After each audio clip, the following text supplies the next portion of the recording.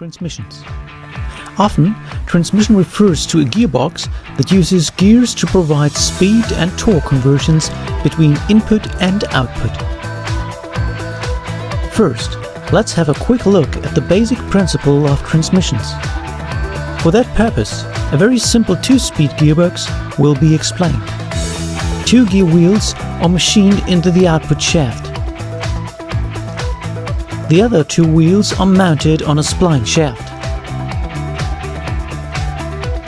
These two wheels can slide from left to right and from right to left to change gear ratio.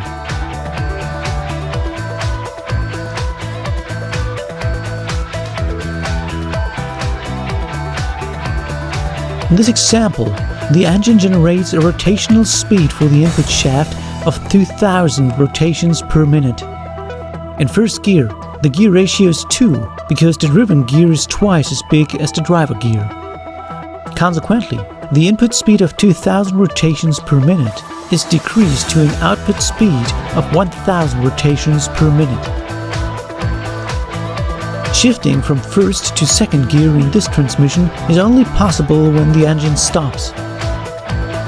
Then, shifting of gears is possible. In second gear, the input speed is increased because the gear ratio is 0.5. Because gear shifting is complicated for these kinds of transmissions, synchronized manual transmissions were developed that allow to easily select and deselect the gear, even when the vehicle moves. In modern cars, 5-speed or 6-speed transmissions are usually used. Here, however, a very simple explanation is given with the help of a 4-speed transmission. The input shaft is connected to the engine. The rotational energy of the input shaft is transferred to the counter shaft that transfers its energy to the gears of the output shaft.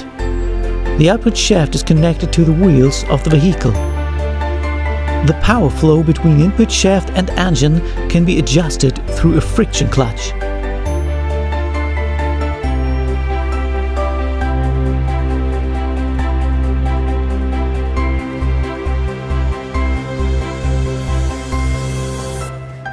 The gear wheels of the input shaft and the counter shaft are fixed to their shafts. They rotate when their corresponding shaft rotates. However, the gear wheels of the output shaft are not fixed to the shaft and can freely rotate. Locking a gear wheel to the output shaft is possible through a dog clutch. Here, a tooth system is fixed to the shaft. To shift from neutral into first gear, a part of the dog clutch slides sideways. But first, the friction clutch has to be disengaged, so that the engine does not transfer the mechanical energy produced to the transmission.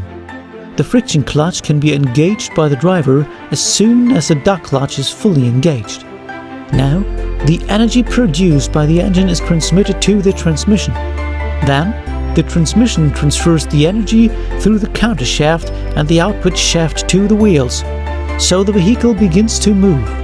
When the driver wants to shift from first gear to second gear, he or she must disengage the friction clutch. Then, the driver can shift gears without damaging the transmission.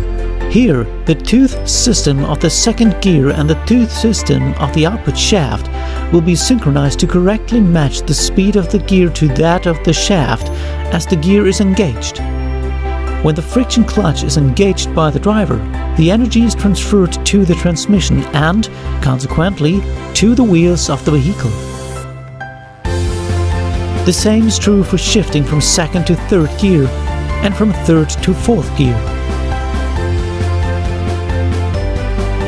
This type of transmission is often referred to as an H pattern because of the path that the shift lever takes as it selects the various gears.